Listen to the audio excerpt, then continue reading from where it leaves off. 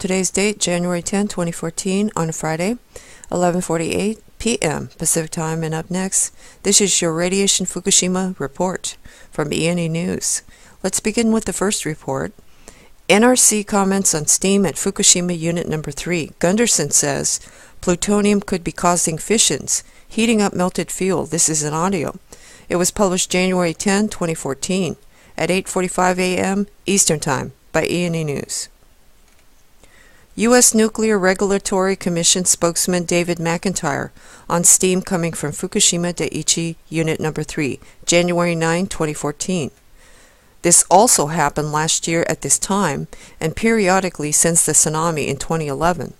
We are in touch with the Japanese regulator and TEPCO, and from what we've seen and heard, there is no reason to suspect that this steam is an indicator of anything bad happening. Scientific American, January 9, 2014. The radioactive detritus at Fukushima is still throwing off roughly 1 million watts worth of heat, according to Fairwinds Energy, a nuclear safety advocacy group based in Burlington, Vermont. That heat turns water into steam, and when the air is cold enough, as it is in winter in Japan, that steam is visible. Nor is this plume of steam sometimes visible, sometimes not, only apparent in winter. When the atmospheric conditions are right, with relatively low temperature and high humidity, the steam is visible even in summer, as happened in July 2013. It is fortunate that physics suggests such steam is nothing to worry about because it is impossible to check firsthand. Due to the meltdown in that reactor, radiation levels are too high for any human to enter without receiving an unacceptable dose. Nuclear expert Arnie Gunderson of Fairwinds Energy Education was asked about the steam coming from Unit 3 during a January 6, 2014 interview on Coast to Coast AM. At 1:22:45 in, fission products continue to be hot for 5, 6, 7 years, so the plant is going to continuously steam even then. I have another theory. There's a large blob of nuclear material underneath the nuclear reactor, and this is from the meltdown. When all the uranium gets close together, especially in Unit 3, the plutonium emits what's called spontaneous neutrons. Neutrons you need to perpetrate a chain reaction, so the spontaneous emission of these delayed but spontaneous neutrons can cause other fissions inside this blob of material there.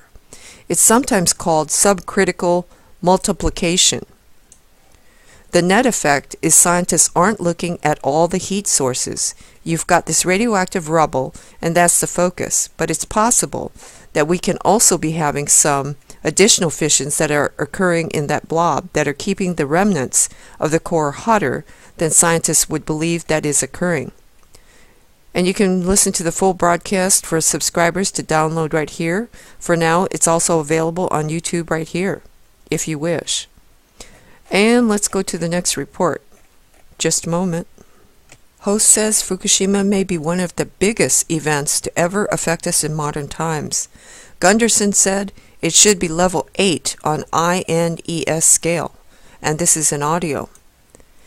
It was published January 10, 2014, at 2:29 p.m. Eastern Time by E&E News. Nuclear Issues and Fukushima Coast to Coast AM, #1 program and time slot with audience of 3 million, January 6, 2014. At 39 in, George Noory, the host, probably one of the biggest stories that's ever affected us personally in modern times. That's the Fukushima disaster. How is it affecting us? What's really going on? At 1:33 in, nuclear expert Arnie Gunderson of Fairwinds Energy Education said, so we've got groundwater in direct contact with this hot radioactive fuel, then seeping out and going back into the Earth's crust and into all the other buildings on the site. So that makes Fukushima Daiichi an incredibly more difficult problem to clean up than even Chernobyl. Noory says, would you say that this is as bad as Chernobyl? Gunderson says, oh, sure it is. Chernobyl was a single reactor meltdown, And here we've got 3 reactor meltdowns. Scott Portzline, the previous guest, has said for a long time, and I agree with him, that really this should have been at level 8. The scale stops at 7. We almost had 14 nuclear meltdowns, not 3. And you can listen to the full broadcast available to Coast AM subscribers right there. And let's go to the next report, just a moment. Radiation jumps around Fukushima plant. Now 1000% previous levels. TEPCO kept strontium-90 data secret for months. Officials knew of increase, but too busy to do anything.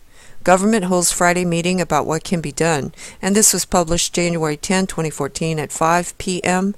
Eastern Time by E&E News, 5:09 p.m.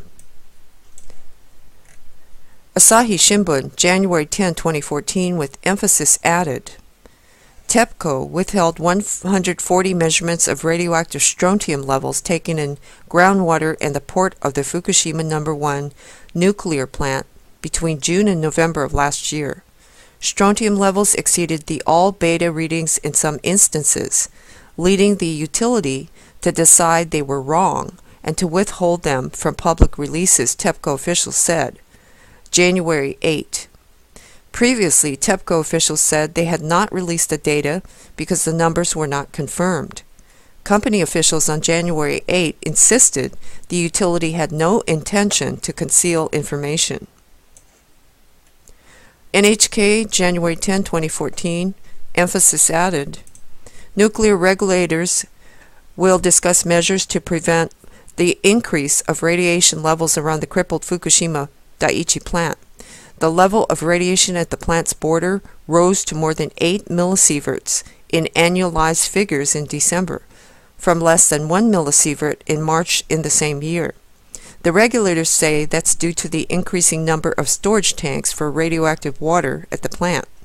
They explained that the water basically emits beta rays, which are too weak to penetrate the steel tanks, but they say when beta rays hit metals, stronger X-rays come out of the tanks.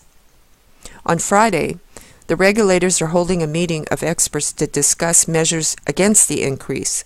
The officials say they have been aware of the problem for a certain period of time, but could not deal with it as they were occupied with the issue of contaminated water.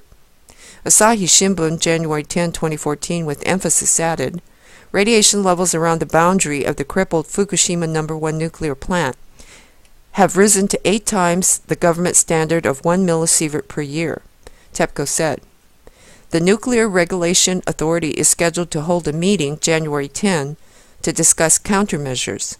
Beta rays released from radioactive strontium and other substances in the water reacted with iron and other elements in the storage tank containers to generate the X-rays, the official said.